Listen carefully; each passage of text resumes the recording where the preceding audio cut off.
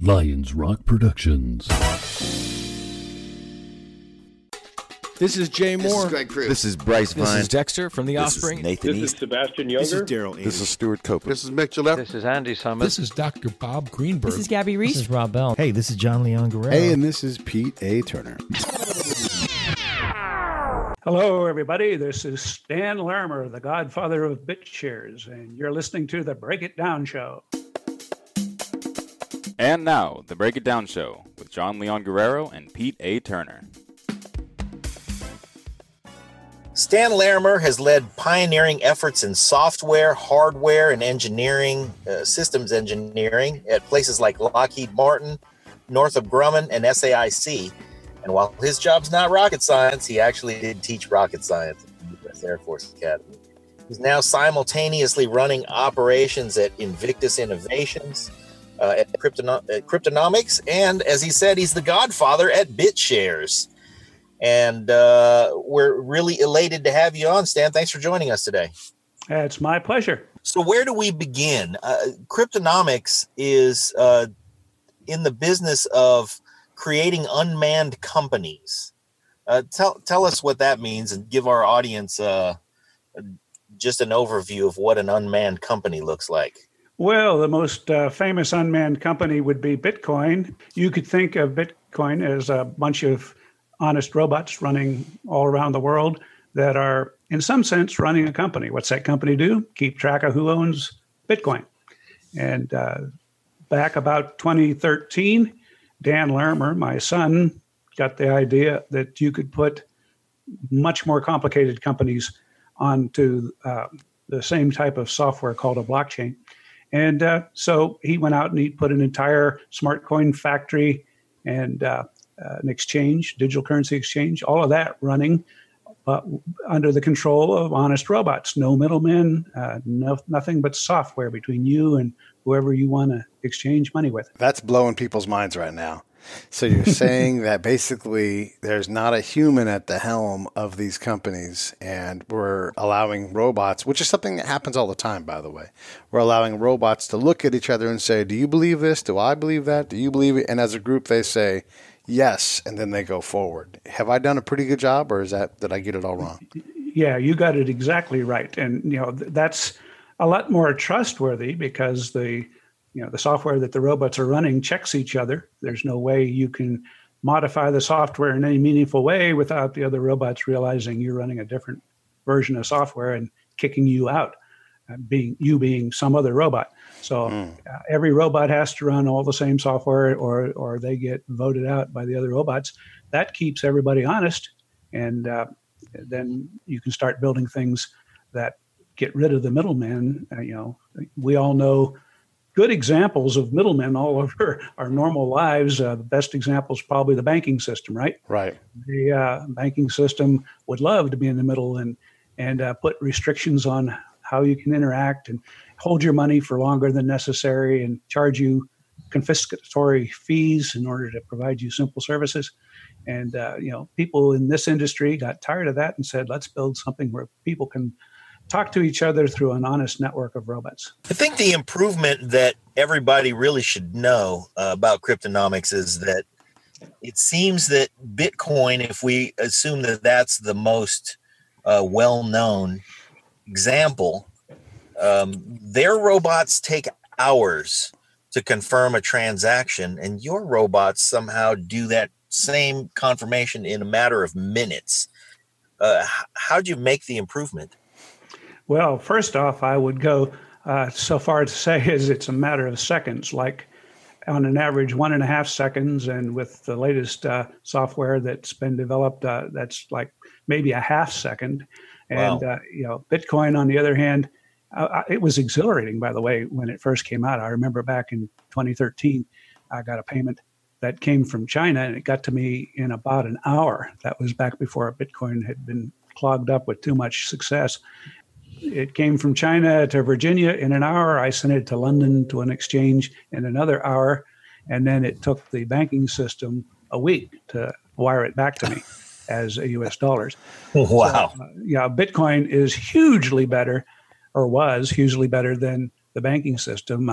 now that it's backlogged a little bit, you have to pay to go to the head of the line. If you just pay the standard fee, you could wait days. I have waited days when I forgot to bump up my bribe money. But, it's now basically the highest bidder gets to use the system because it just doesn't have the capacity. Bitshares got rid of the thing that makes Bitcoin the most famous, and that would be mining. The idea that every 10 minutes in the case of Bitcoin, there's a contest run where all the computers in the world, have a macho contest to see who can guess a magic number fastest. One of them will win and get the Bitcoin's prize for that 10 minutes, and then they start over. But that means things are slowed down by having to run this competition all the time. In Bitshares, we found a way to decide ahead of time who was going to certify the block, sort of like a notary public job. Every in the case of Bitshares, every 3 seconds. In the case of EOS, every half second. All the robots in the world basically sign and notarize the block as this is the official set of events that happened in that particular time frame. And so by doing that better design, we got so much more capacity. To give you an example, Bitcoin and Ethereum are often clogged up, and you have to wait maybe much longer than their block time. Bitshares and EOS and Steemit, the three things using this technology, and there's more, but those three basically process 90% of the world's blockchain transactions right now. Bitcoin is down around 5%. So it's the most famous, but it's not really going to be involved in doing payments and stuff in the future. It's probably going to be there as sort of a common denominator that people can always convert into and out of because it was the first, sort of serving as a reserve currency. But no, it's going to be bypassed by the other more modern systems that I've just mentioned. So when you're talking about all of these things, you've said a lot of words, and I think I understand every single one you said, but I've been working at this for about 6 months now, so I'm not even sure if that's true. But what we're talking about here in terms of, for someone who's even more novice than I am, is the future of money. Where, in this case, we're using banking, but we can replace this banking transaction with another one, and you start to make what they call smart money, where the money can, that I always use the example, if you took $1 and bought a loaf of bread, how many things take a bite out of that dollar between your pocket and the grocery store's pocket? And you can eliminate some of that structure as we use a cryptocurrency. Is that right? Yeah. Now, in some cases, like when you're doing credit card purchases, the customer doesn't even notice it because there's like a 3% charge that's built into the price of the grocery store or whatever. And so you think you're not paying it, but it's in there. If you're talking about something a little more sophisticated, like remittance, where maybe a person is working in some other country from where their wife is living and they want to send money home using Western Union, it could cost you 15% of your paycheck. Just imagine that these poor folks work all day in backbreaking labor, and they get their paycheck, which probably isn't enough in the first place. And then to send it home to feed their family, they got to pay 15% of that whole week's work or month's work, whatever, to some money transmission service. Well, with Bitshares, that would cost them 3 cents to do that same thing. So it gives you an idea how disruptive this can be to the fat cats of the industry who've been, basically using their bottleneck to extract way too much money from people unfairly, I think. Yeah, the bank is glad to take a piece of your money every opportunity they get. They'll charge you for the right to have an account.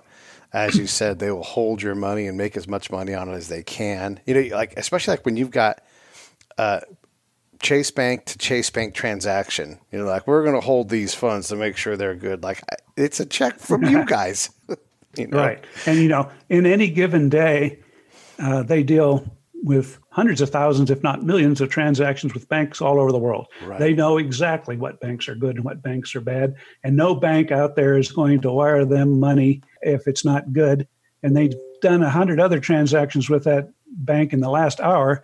and that they still say, we're going to sit on your money. It's a scam. The nice thing about digital currencies is we just simply tell them we don't need you anymore. We don't need you. So, yeah, hit the pavement. We've got ways to deal with each other directly. As we're talking, I just did a purchase of Ethereum just to prove how easy this stuff is. I'm going to transfer that money over to my Binance account into a different exchange so I can buy some Bitshares while we're talking. So just FYI, because I do believe in this. But okay, you guys take a micro fraction of what's being taken now, and then there's not a bunch of other ways for the bank to extract money from, Bitshares isn't like, well, when you use an ATM, we're going to pull money out. I mean, it's just that one little piece. So there's fewer middlemen, and the middleman isn't taking such a big bite. How do you do that? Like, how does someone make a someone who's never done a transaction on the blockchain before with a cryptographic currency, how do they do that? How do they become able to change BitShare for something else? Well, it works just like what you're probably used to with your online checking account. You download an app that you can run, and when the app opens up, the simplest ones, that app would be called a wallet because it's designed to hold digital coins. Doesn't really hold the coins. It holds the keys that allow you to tell all those trusty robots that it's okay to send some money that they've credited to you to somebody else. Okay. So all that happens behind the scene. But from your point of view, you type in an address that you want to send the money to and how much you want to send, and type in your own password. And that's all you need to do to send money anywhere in the world. It depends on which coin you're sending, how fast you can do that. But with the coins I'm talking about, Bitshares, Steemit, and EOS, that's negligible time. I mean, it's so invigorating to be sitting there talking on a phone call or a Skype call to somebody and say, yeah, I'll send you some funds to do our deal. I want to lock it in right now. You say, what account do you want to send it to? And someone says, well, send it to Stan. I say, okay. So I type in Stan and put in $20 worth of Bitshares and hit it, and boom. They say, oh, got it. All right, we got a deal. I'll mail you your new Beanie Baby or whatever it is I just bought. And, I got it done. And whereas that's really cool is if I'm going to go to a company that deals in gold. If you've ever tried to buy some gold or silver, you know that they'll say, well, I can't really tell you what the price will be. You'll have to send me your money first. And when it gets here through the banking system a few days from now, then I'll lock it in and tell you how much gold you could buy. And of course, that's terrible because you may be in a hurry to get that. You think the price is going up, and yet you can't. Well, in this kind of case, I can talk to a dealer that accepts Bitshares, and while we're on the phone, he can have the money and lock my price in. So that's the kind of difference. I think, if I'm speaking for the casual listener who's getting scared that robots are taking over the world, I want to echo a couple of points that you made and give some perspective, because I worked at Western Union for many years ago. And one of the things about Western Union's business model was that we allowed people who were in remote locations where currency was something you held in your hand to make a transfer like that. And that doesn't really change if you, and I'm making a big assumption at a place that no longer work. If they were to take their infrastructure for physical locations where somebody comes out of the field where they just got done selling a truckload of watermelons, and they can create a transaction because they're standing in a field with a truckload of watermelons and not connected. But they can go to a connection point, and hopefully what we'll find is that 15% transaction charge that used to take place is now a much more reasonable, but still keeps in mind that there's some infrastructure you have to pay for. But what if it's 1.5%? Because he still gets to walk into a place and say, hey, my sister is in Detroit and I need to send her some money because I just got rid of these watermelons. There is still physical infrastructure need for that kind of transfer, but as long as somebody can be connected to the internet at a location somewhere, somebody who has a physical currency can walk in and do that transaction.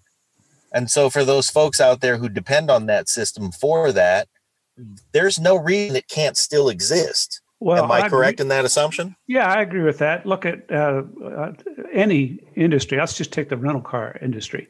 You can rent from Hertz because you like its brand and you're pretty sure what you're going to get, or you can rent from Benny's Rent-A-Car and take your chances, and maybe you have to be picked up and shuttled off from the airport in order to get it, and so it's less convenient.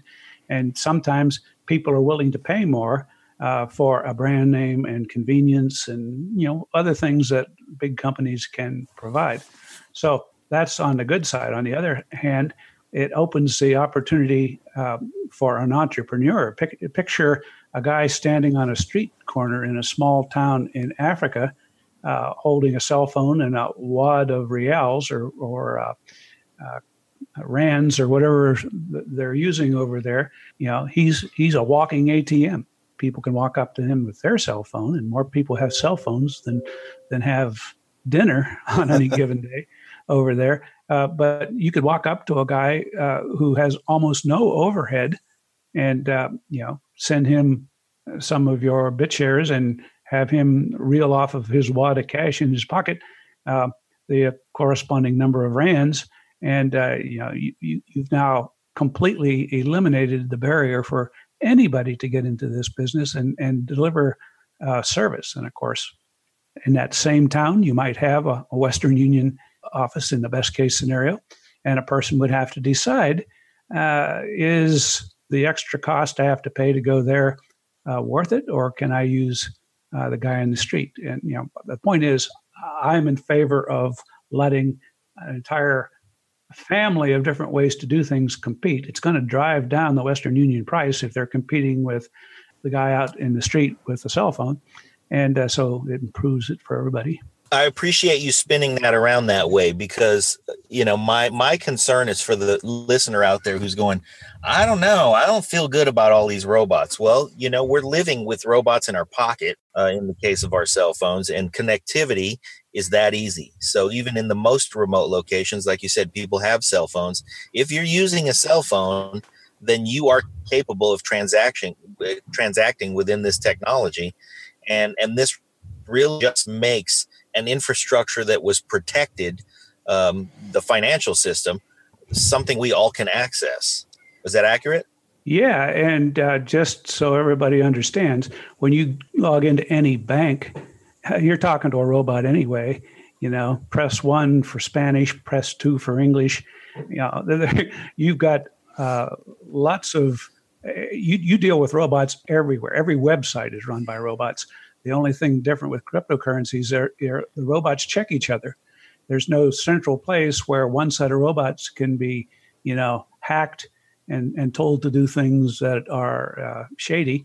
Instead, every robot that you're dealing with on a cryptocurrency, if it ever does anything that's not kosher, the rest of the robots vote him down and it can't work.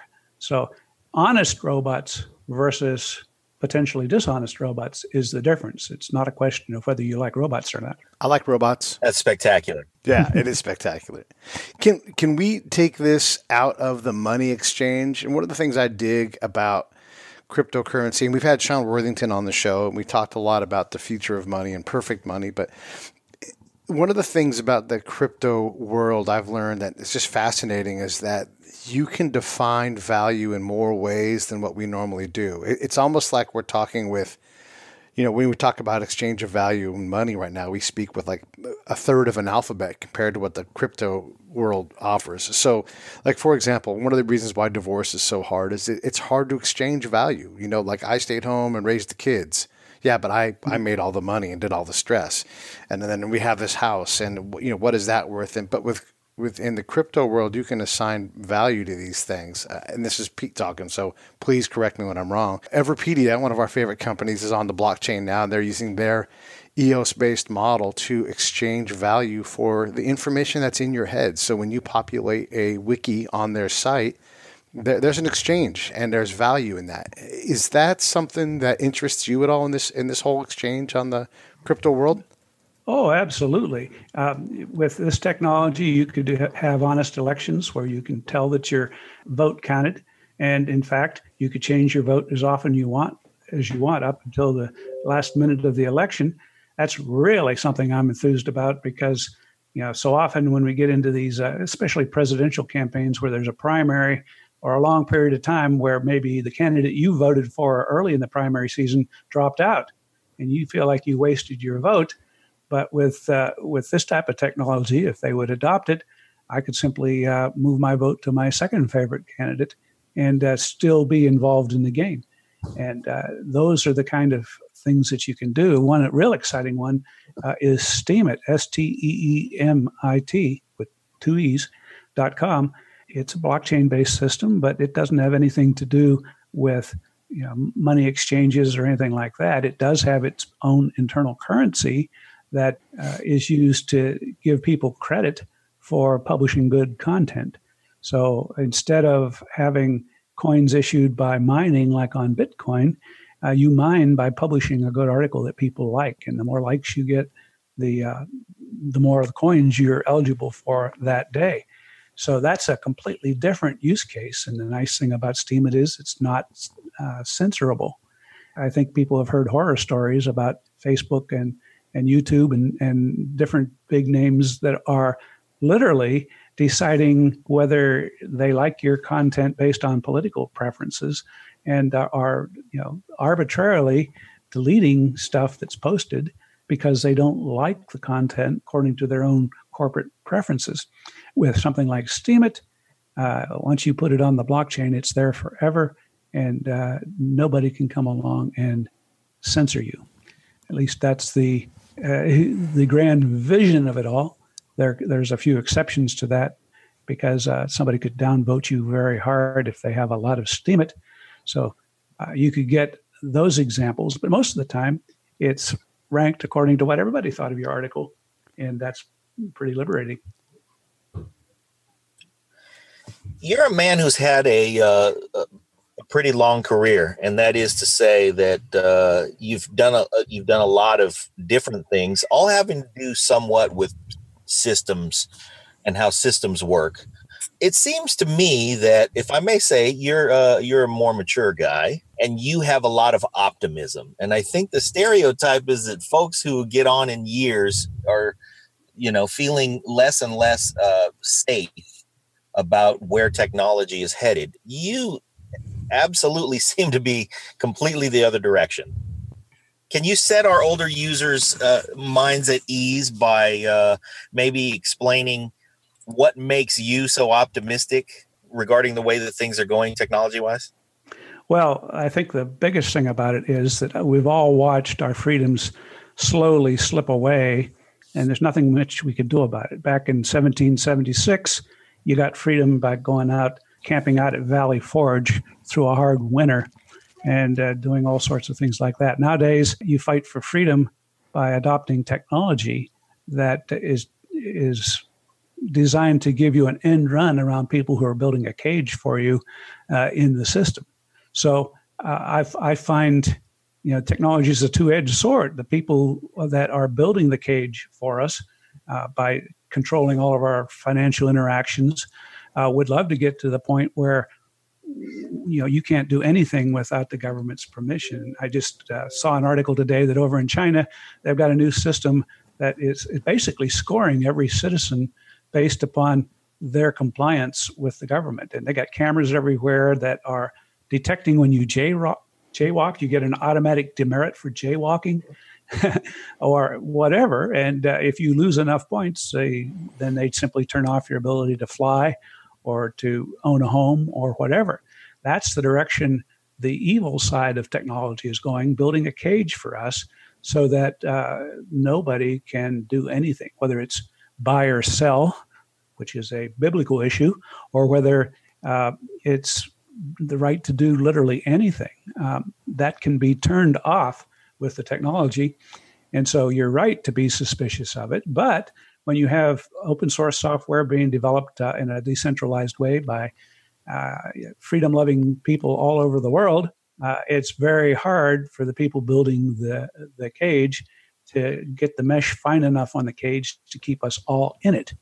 And so I'm a person who views That is, if you are not willing to stay on top and protect your freedoms, sooner or later you're going to find it while you were sitting there in your easy chair watching Lifestyles of the Rich and Famous or whatever it is you watch, people have been finishing the cage that they've built around you. So I think everybody does need to stay engaged. And the reason I'm so optimistic is simply because I see the tools are there for me to continue to fight for my freedom.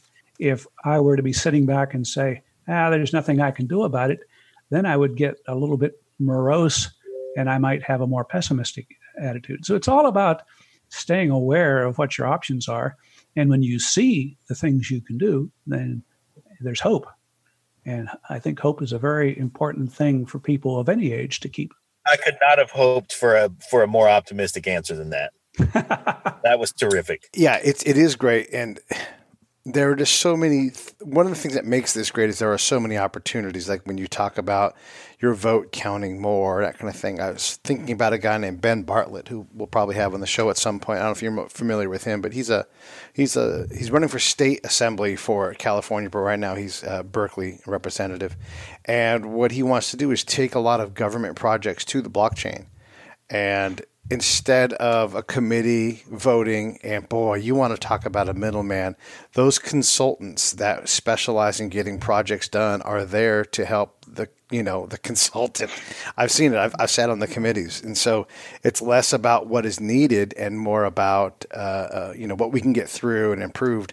But if you can literally say it's new fire truck time, buy the fire truck coin from the city of Berkeley, then you can fund a fire truck. If all the neighbors in the community are like, God damn it, our sidewalks are all busted up, they can get together and say, this is where, and they have not only the ability to vote for representative, but you could, not in theory, in practice, vote for the project that suits your community. Yeah, all of that is possible. It's a two-edged sword. Bitshares has built-in voting for how we spend its reserve fund, which is where all the fees it charges go to.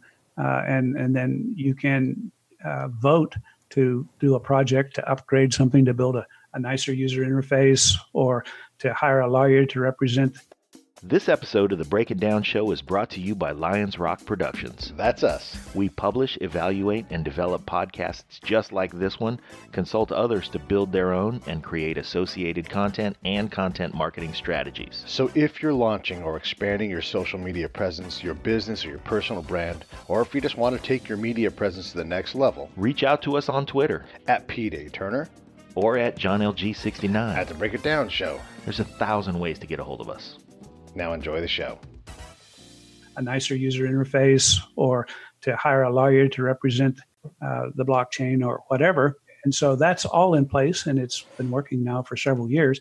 But it's not a panacea, because a lot of times you still get into this paralysis of not being able to get enough votes for anything, because once you turn it over to a democracy, you have people that are apathetic, don't care to vote, and other people want to steer things in two directions.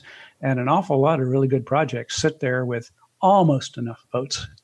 If you had something that was centralized, the one good thing you have about it is a CEO who would make the hard decisions and say, well, guys, I'm just going to pick this one and we're going to get something done. We're not going to sit there forever in limbo. So, I think there's lots of good ways to use it, but in the end, people are still people. I do think that there is room for blockchain-based systems that do have a long-term management team. It can still be elected the way you suggest, but every issue is not voted on independently. You are electing a representative who will be held accountable over time. Sounds very familiar, doesn't it? It sounds like. And then that representative can make decisions that, right or wrong, are at least consistent with a philosophy and a weighting that particular leader does. And so I think that you're going to find us going. There's a reason why the American founding fathers set up what they did. They recognized pure democracy, which is kind of what we were talking about, would lead to a lot of stuff that's just sort of random and doesn't lead in any direction. Whereas at least when you select representatives, they can go off in a consistent direction, and you can decide whether you want to keep that direction or not periodically. But of course, no matter what you do, people are going to band together into parties and cliques and try to get their way by teaming up with other people. And, unfortunately, that's just the nature of the system. It's the worst kind of government except for everything else. Right. Yes. I'd like to know if we can gauge how fast the technology is moving by using an example. We have some active listeners who are lawyers, and they bring up very interesting points, and we talk about things like liberties, and and that's why I'm really glad that you use that example. But I'm wondering how blockchain can be applied to things that involve a little more nuance than financial systems, like maybe traffic court. Can you foresee, and how fast, a system where we start to let the robots fight over whether or not you deserve that parking ticket? And how would something like that, I imagine it's a similar system where you do have a management structure. There are judges deciding the more important things, but for the mundane stuff like parking tickets, where we can have a system where we can say, well, let's turn it over to the robots and let them fight it out and come to a consensus as to whether or not this traffic violation was justified. Well, you can go part way there. The problem with robots deciding things is, they don't typically have judgment. They have, hard and fast rules. And if you can reduce any issue down to a set of events or facts that a robot can observe, then it's trivial for the robot to put those facts together and compute the outcome. And in fact, those are called smart contracts in the blockchain world. And as long as you can define the terms of your contract to be based on things that the robots can observe, then that will work. But a lot of cases, there's no real way to observe, for robots to observe where you really parked your car and all the other extenuating circumstances that were associated with it. And so at some point, it's going to come down to either a blanket statement, hey, if the cop says you're guilty, which is pretty much what the courts do anyway, then, okay, robots could do that, but you're not really getting any benefit out of it. The hope that you would have is that you could throw yourself on the mercy of the court and say, Your Honor, the only reason that my car was parked there right now is because I had jumped out of the car to get a baby off of the railroad tracks, and I saved the baby's life. And they wrote me this ticket while I was saving the baby's life. Okay, the judge can decide whether they believe that story and weigh the evidence of eyewitnesses. None of those things are something that robots would be very capable of doing. And if we made them capable of doing that by putting robot eyes everywhere in the world like they have in China, I'm not sure I'd like that world any better. Yeah, boy. Yeah, I don't like that world any better either. Okay, so we've talked a lot about like different use cases and that kind of thing. Obviously, the exchange of money.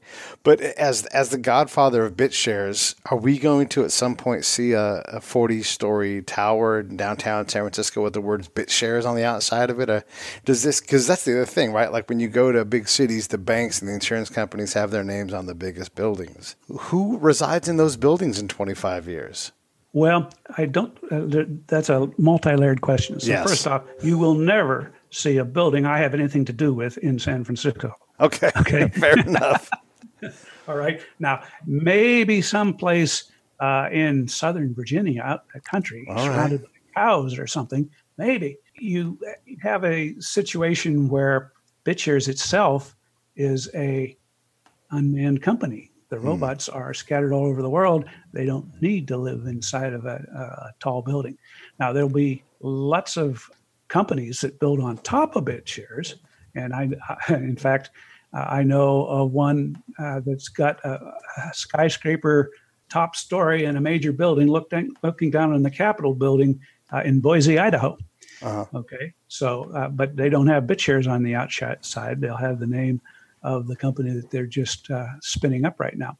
So there'll be lots of companies out there that when you look inside them. You say, oh, they're making good use of the blockchain. And they were wise because they chose Bitshares. I don't think you'll necessarily see, there'll be some exceptions. If a company decides to brand a blockchain product, let's say Amazon decided to have Amazon coin, it's conceivable they would build an Amazon building and stick that on the top of it. But, it just depends on what the brand definition strategy is that people have. Yeah, when you asked that question, Pete, I imagined here's this unmanned company with a whole lot of space for manned functions. What are they going to do with them? Well, we're all going to have to live there, and then there's a Bitshares logo on the side of the building just for the sake of having the logo on the side of a building. Well, I'll tell you what's more likely is that you'll find these unmanned companies, these robots that run those companies, placed in all kinds of strategic locations to give them properly engineered sovereignty from interference with a certain jurisdiction. Example, all the robots staying inside the state of Wyoming, which has become famous for writing very states' rights-oriented, crypto-friendly laws. And while you're in there, you're sort of sheltered from other federal level regulations as long as you stay inside the boundaries of that state and don't cross interstate lines. Utah is famous for its legal currency laws for gold. And so staying inside that means you don't have to necessarily comply with 49 other states and 199 other countries in the world. So I think you're going to see the possibility of robots seeking out where they can operate with the most legal certainty. What happens in Vegas stays in Vegas. Sure, yeah. We could put those on cruise ships, and they turn on every time the cruise ship turns on its casinos once it's in international water. And when it pulls into port, they shut down and turn over the transactions to some other cruise ship that's still at sea. Mm-hmm. And now you've got a blockchain that operates entirely in international waters. You could put them on a network of satellites and have all the blockchain happen in international space. So there's a lot of things that could be done besides stacking them up in San Francisco in a tower. I had Chelsea Reston on my show the other day on Popping the Bubble, and we were talking about the ethics of the blockchain because we have to, we have the opportunity to kind of get in front of this stuff ahead of time. But what do you think are the ethics of the blockchain? I mean, obviously you can hide things and, all the Silk Road stuff, and that's what everybody thinks of as like it's the dark web and everything. But what would you say is the ethos for folks who work in the crypto world? A lot of different ones, okay? Yeah. It is a bit of a Wild West scenario. The single biggest passionate belief is people want their freedom back. Okay, they don't like the idea of having everything they do micromanaged. And so much of the whole effort to do decentralization is to get out from under the system cage that's been built around them. And so if you were to take a random poll of people who have been in this industry for a while, overwhelmingly, it would be a passionate desire to be left alone. But the same ethics people recognize the fact that if you develop a reputation as being a scammer, your business is eventually going to collapse. And, there are in any such location people who will try to scam you. But I point out to you that that's epidemic inside our existing system. You think about the number of crimes that are committed with a suitcase full of cash, and you recognize the fact that there's no difference between cryptocurrency and government currency in terms of the ways people can find to misuse it. And I know that the existing banks would love to paint the crypto industry with a broad brush and say, look, these guys scam people. This is a bad technology. But I would point and say, you banks scam people all the time. You take their money and then you go out and invest it. And if you make money, you keep the profits and give them 0.5%.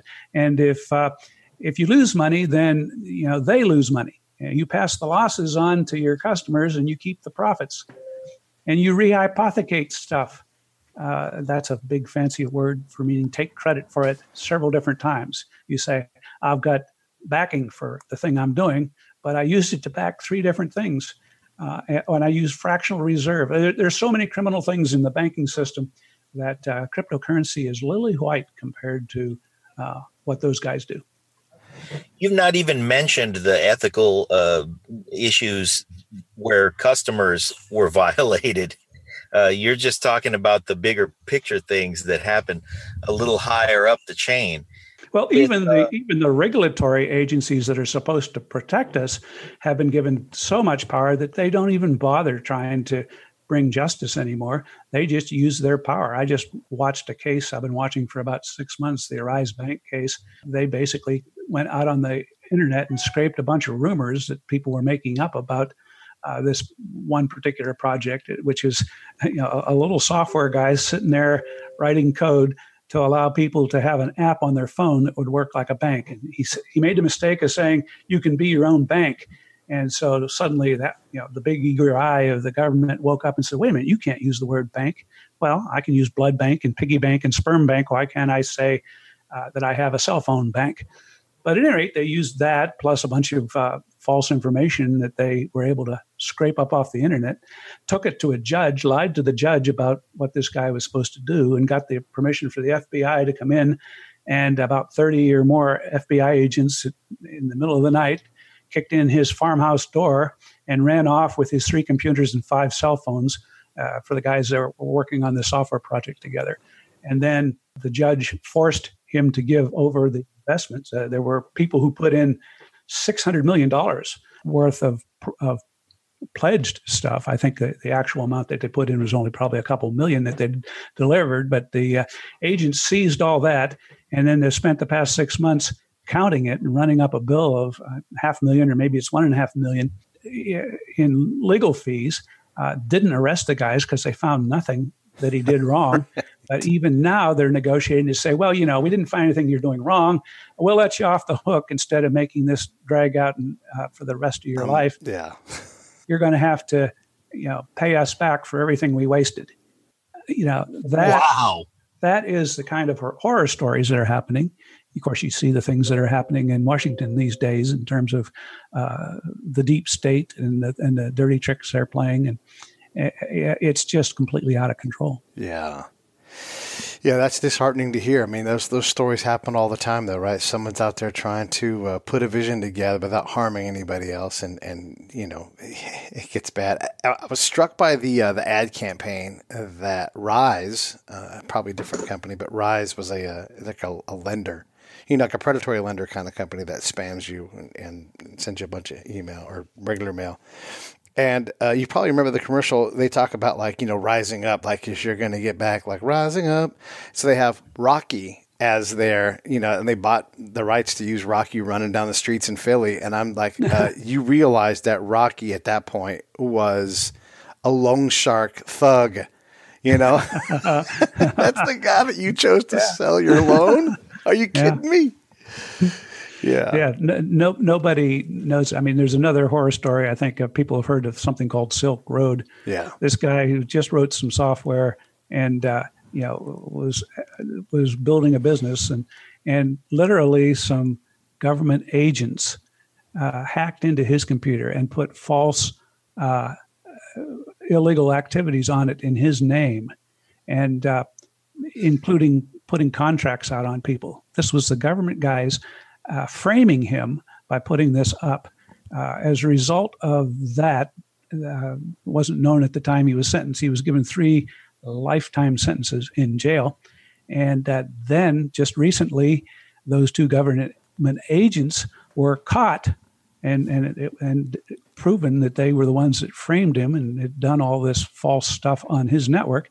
They were given 6.5 years in jail. He's still rotting in jail for 3 lifetime sentences, and apparently he's exhausted his appeal. The only hope is that he'll get a presidential pardon, but that is the kind of criminal system that we've got out there. It's way out of control. It's a threat to the freedom of every American.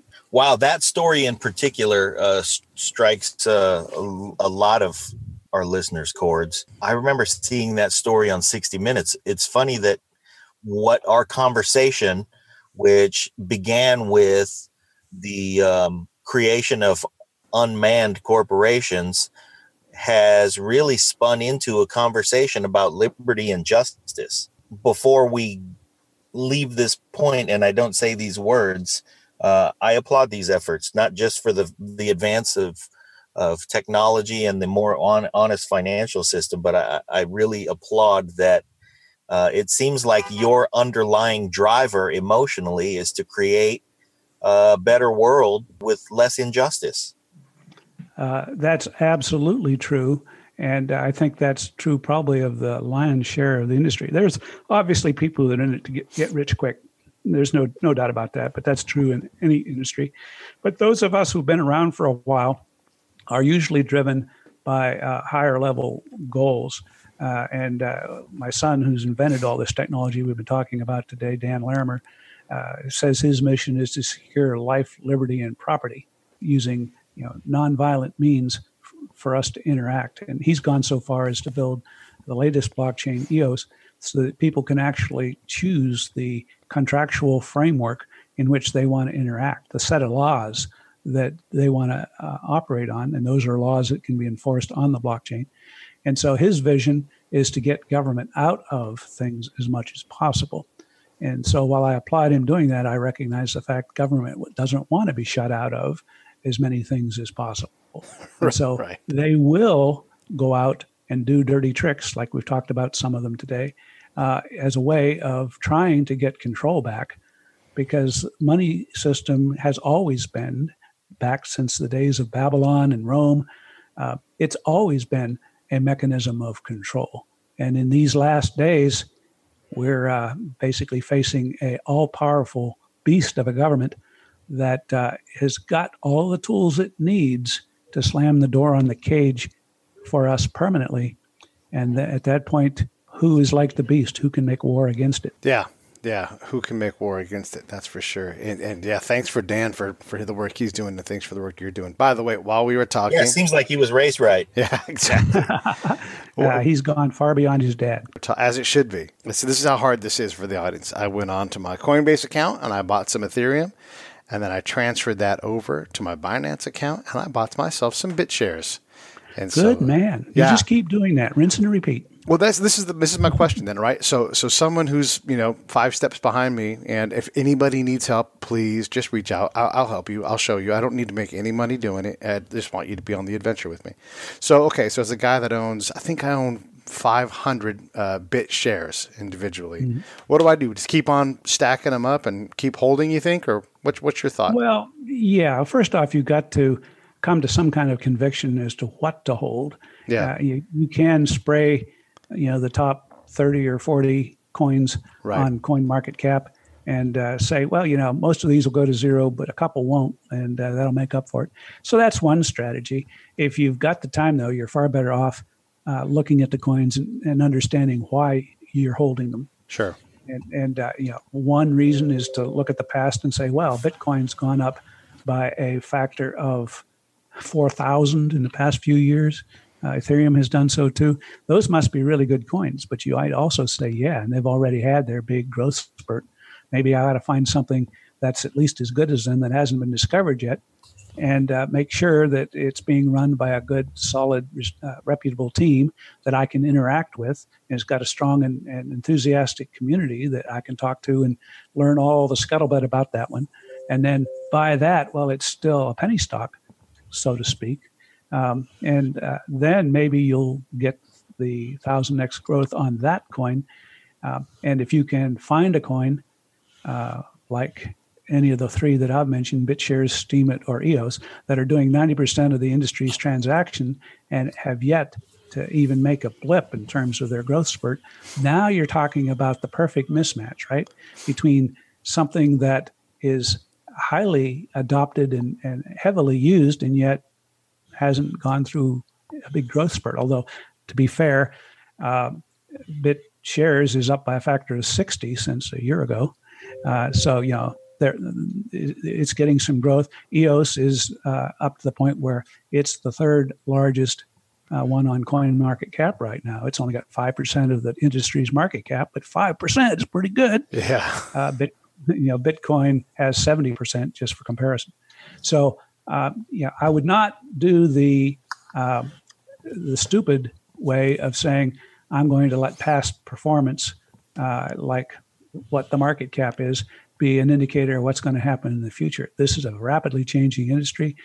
New stuff is coming along all the time. It helps to be big because you have big budgets. And so maybe you can be like Microsoft and catch up if you're late to enter. But I still think that you are better off if you understand the first principles of what you're investing in, and then don't put all your eggs in one basket.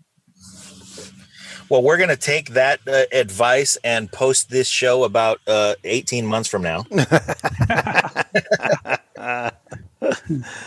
Hilarious. Yeah, and actually, I'll say this too, because the audience doesn't have any idea about this, most likely. When you buy things like EOS, which Stan has talked about, that his son Dan helped build, you put it in your account and you hold it there. And you add to it and everything else, and you can use it for certain things. But the other thing that happens is when a company like Everpedia comes along and wants to build a coin off of the EOS platform, that coin, in this case IQ, gets dropped into your account. So I didn't spend money, and there's IQ tokens in my account, and that's not the only one. So there's these other companies that are building on the EOS platform. So by holding it, you actually end up getting a position. Not for free because you spent money on EOS, but it's almost like a dividend in a new opportunity. My bank doesn't do that for me. Yeah, that's called an airdrop, and airdrops have been around for a while. There was an airdrop on Iceland. Everybody in Iceland got an Aurora coin. So that can be done. The reason that you do an airdrop, first and foremost, is you're sending out free samples to everybody in an existing community, so that they'll get excited about your product. Another reason for doing the airdrop is there's some theories that say that's a way I can distribute my coins, get a lot of people out there using them, and do it in a way that's not going to be treated like a security by the regulators. But those rules are changing all the time, and your actual mileage may vary. But that's really the theory behind EOS. It's a big, growing community, and if you're creating something new and you want to get your coins out there and get people using them, it's a really good thing to do, to say, hey, for every EOS coin you got, you get one of my coins too. And that's a good way to bootstrap it, at least, and until the government finds a reason why that's not okay. Yeah, but you know what? Someone else, maybe Peter Thiel or one of those kind of guys, can be like, you bring all the crypto. Someone is going to say, this is the dumb to regulate this. We're just going to go after it. Wyoming's being aggressive and trying to create this business. So we want the business. We want there to be a bunch of empty buildings run by robots and cash flowing through here, Yeah. It's yes, the government wants to control it, wants to fight, but one of the decentralizing factors is the blockchain thing just kind of refuses. And it's exciting. It's an arms race, okay? Yeah. And unfortunately for the government, the people and developers are much more agile. And so, wherever the government tightens its grip, people are going to invent things to squirt through their fingers. So it's a never-ending battle, and it ends either in total tyranny if the government wins, or total freedom or increased freedom if the people that are building the freedom-enhancing technologies win. I really appreciate your insight on this stuff, and this has been a great and inspiring conversation. Well, thank you. Enjoyed talking to you. This is Stan Larimer. He's incredible. We'd love to have you back on because we're constantly learning about the blockchain. I'm proud to say that I got some things right, and I've got a lot more learning to do. But understand for the audience, I just started learning about this, and I've read a bunch of articles, and I've had the luxury of talking to people like Stan and, Richard Titus and all kinds of great people. But I spend time learning about it because there's no doubt. Anybody who's like, oh, cryptocurrency, it's not the future. It's over. It already is the future. The bomb already went off. The money is going to change. How we exchange value is going to change. And there will be banks are trying to catch up. They're not letting on too much, but they're out there trying to figure out how to do this. So having someone like Stan on, pay attention, please do yourself the favor of seeing this on the ramp on the way up, because there's so much opportunity, and it really is a way to make the world a better place. I totally agree with Stan, and it's just in the Liberty area. There's so many different areas. What's one more area where you think this is really going to change how we improve things? I think the next round is where we start integrating other industries into using it. Right now, we're trying to sell it to the individual retail person to become an adopter. When we get companies that bring their millions of customers and plug them in, and the customers for the very first time are encountering this technology, not because they sought it out, but it's because how Amazon or Hertz or whoever does business. Yeah. And so a lot of people will find they're using this technology and don't even know it. I think that's the place that's going to tip the scale as we start making it easy for other industries who don't understand our industry to make use of what we do. Yeah, and if I could try to take a caveman approach to this, here's why the banking industry is going to change. It costs a lot of money for everybody to have their finger on that interaction. What Stan is saying is that I'm going to take 3 points off of a 1,000-point thing, and that all the rest of that money is going to go from the consumer to the provider. And the provider wants that money. They don't want to pay for 15 people putting their hands on things, especially if it's the bank putting their hands on 5 different ways. It's not going to happen. It's just a more efficient way to do things. Are all the bugs out of the system? No, but there's tons of bugs in the banking system. So, Stan, thank you so much. No, thank you for having me. I thought this was a very enjoyable session. And I see that you're a true Virginian. You've got your Tom Clancy library off your left shoulder there. And, yeah, right underneath my Atlas Shrugged book and next to my Bible. And next to my Bible. All right, Stan. Hey, thank you so much. Thanks for being on the Break It Down show. Please come back, and we'll talk to you soon. Okay.